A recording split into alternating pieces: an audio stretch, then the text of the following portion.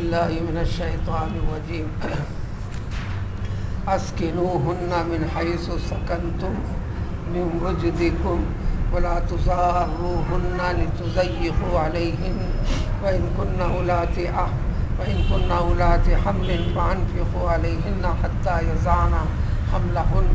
فإن أرضعن لكم فآتوهن أجورهن واعتمروا بينكم بمعروف۔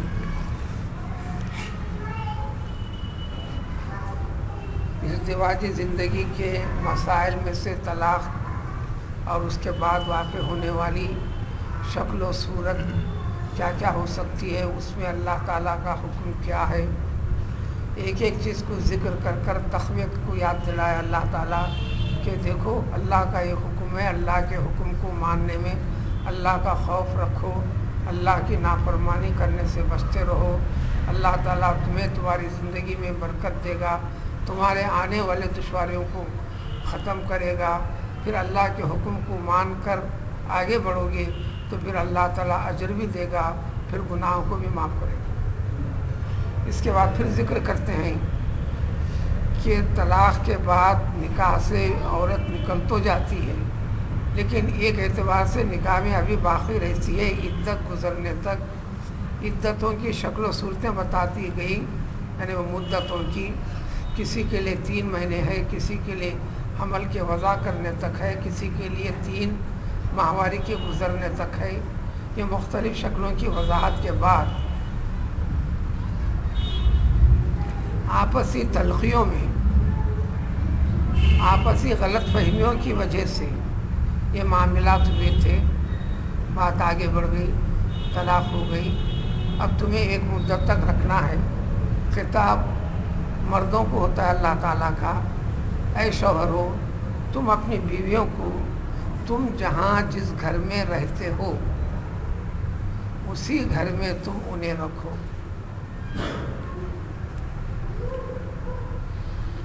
اگر ایک طلاق ہے تو پردے کی ضرورت نہیں ہے، اسی گھر میں رہیں گی۔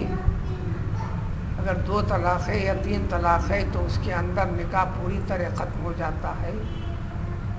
اسی گھر میں رہے گی لیکن پردے کے ساتھ رہے گی، کیونکہ نکاح پوری طرح ٹوٹ چکا ہے۔ حکم ہے کہ تم ان کو اپنے گھروں میں ہی رکھو، خبردار کہ تم ان کو ضرر پہنچانے کی کوشش مت کرو تاکہ تم ان کو تنگ کرتے رہو، یعنی اچھے طریقے کے ساتھ تم بھی رہو۔ معاملہ ختم ہوگا، ایک مدت تک اللہ کا حکم ہے رکھنا ہے، کھلاؤ پلاؤ رکھو۔ ولو بالفرض اگر یہ حمل والی عورتیں ہیں تو اس کے بعد اس رکھے جانے والی مدت میں ان کو بھی گھر میں رکھا جائے گا، حمل کے وضع ہونے تک، بچے کو جنم دینے تک، چاہے وہ مدت تھوڑی ہو یا زیادہ ہو۔ اس دوران میں پورا خرچہ کا اہتمام کرو گے، اس میں کھانا پینا رہنا دوائیں بھی آ جائیں گی، پھر بچے کی ولادت کے اخراجات بھی آ جائیں گے۔ پھر اس کے بعد تو معاملہ ختم ہو گیا، عورت آزاد ہو گئی، آدمی کے نکاح سے پوری طرح نکل گئی، لیکن بچے کو جنم دینے کے بعد ایک شکل مزید پیدا ہونے والی ہے، وہ ہے کہ ہر صورت میں بچہ ہو کہ بچی، اس کی پرورش کرنا پالنا ماں کا حق ہے، باپ کا حق نہیں۔ باپ کے حق میں خرچہ اٹھانا ہے۔ اس سلسلے کی کڑی دودھ پلانا ہے،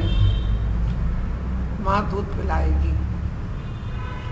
انکار کر سکتی ہے، معاوضہ طلب کر سکتی ہے، معاوضہ ادا کرنا دشوار ہے اس کو اس قدر، اس سے کم معاوضے میں کوئی دوسری غیر اجنبی عورت دودھ پلا سکتی ہو تو اس کی اجازت ہے۔ ان سارے معاملات کو تم آپس میں مشورہ کر کے طے کر لو۔ لیکن بیوی جتنا طلاق شدہ بیوی جتنا معاوضہ طلب کرتی تھی اس سے کہیں زیادہ دے کر دوسرے سے پلوانے کی اجازت اللہ تعالیٰ کی طرف سے نہیں. اور دوسرے سے دودھ پلانے کی بھی صورت میں ایک کنڈیشن ہے، وہ ہے کہ بچے کی ماں جہاں رہتی ہے وہیں پر آ کر وہ دودھ پلائے گی، کیونکہ ہر صورت میں دیکھ بھال بچے کی ماں کا حق ہے، باپ کا حق نہیں ہے. اس سلسلے میں بہت سارے غلط فہمیاں ہوتے ہیں، جھگڑے بڑھتے ہیں، آدمی انانیت پہ آ جاتا ہے یا آ کر اس سے بے تعلق ہونے ستانے کی کوشش کرتا ہے. تب کہیں تو اللہ تبارک تعالیٰ نے اس کو ایمان کا امتحان کے طور پر اس کے کنڈیشن پیش کر دیے، شرائط احکام کی تفصیل پیدا کر دی. ہاں ایک شکل یہ بھی ہو سکتی ہے، بعض غریب خاندان ہوتے ہیں وہ انتہاس تمہارے لیے آپس میں اگر بڑی دشوار ہو، تم اجر ادا نہیں کر سکتے ہو بچے کو دودھ پلانے کا، اس کی ماں کو اس کے خرچہ نہیں دے سکتے ہو، تو پوری طرح اجازت ہے تمہیں کہ کسی اور سے انتظام کر کر دودھ پلوا لو. ان ساری چیزوں کے بعد مسائل کو اب ختم کرتے ہیں یہاں پر یہ کہتے ہوئے کہ دیکھو ہر شخص اپنی وسعت کے مطابق شوہر کی وسعت کا اعتبار ہوگا، بیوی اور بیوی کے خاندان کا اعتبار نہیں. شوہر اگر زیادہ پیسے والا ہے، اچھی حالت والا ہے، تو اپنے اس معیار کے لحاظ سے اس عورت پہ خرچہ کرے گا. یہ نہیں سوچے گا کہ اس کو اتنا ہے اس میں چل سکتا ہے، یہ نہیں سوچے گا، اپنے معیار کے لحاظ سے خرچہ کرے گا. اگر وہ تنگ دست ہے تو اپنی تنگ دستی کے لحاظ سے خرچہ کرے گا. اگر اس کے باوجود ان احکام کے خلاف بھی کر اگر کوئی کھلانے پلانے کے معاملے میں تنگی نہیں کرے گا، بلکہ اللہ کا حکم ہے فَلْيُنْفِقْ مِمَّا آتَاهُ اللَّهُ، تیرے پاس جو ہے تیرے رب کا دیا ہوا ہے تو خرچ کرتے چلے جا اللہ کے حکم میں، اتباع فرما برداری میں. یہ احکام دے کر اللہ تعالیٰ فرماتے ہیں تمہاری زندگی کے مسائل کو آسان کر کے ہم نے بتا دیا. اللہ کی ذات ہوتی ہی وہ ہے جو اپنے بندوں کے اوپر اس کی طاقت سے بڑھ کر تکلیف میں نہیں ڈالتی. ان ساری چیزوں کو سمجھو، آگے بڑھو، تو یقین رکھو اللہ کے اوپر کہ اللہ تعالیٰ تمہارے لیے جو مصائب آئے تھے، مشکلات پیدا ہوئی تھیں، جس کو اٹھا رہے ہو، صبر کر رہے ہو، اپنی حالت کے لحاظ سے آگے بڑھ رہے ہو، اس کے بعد اللہ تعالیٰ تمہارے لیے بہت ہی آسانیاں اس دنیا میں بھی پیدا فرمائیں گی. بہرحال ہر دشواری کے بعد ان دشواری والے معاملات میں احکام خدا بندی شرعی نقطہ نظر کو سامنے رکھا آدمی تو اللہ تعالیٰ اس کے لیے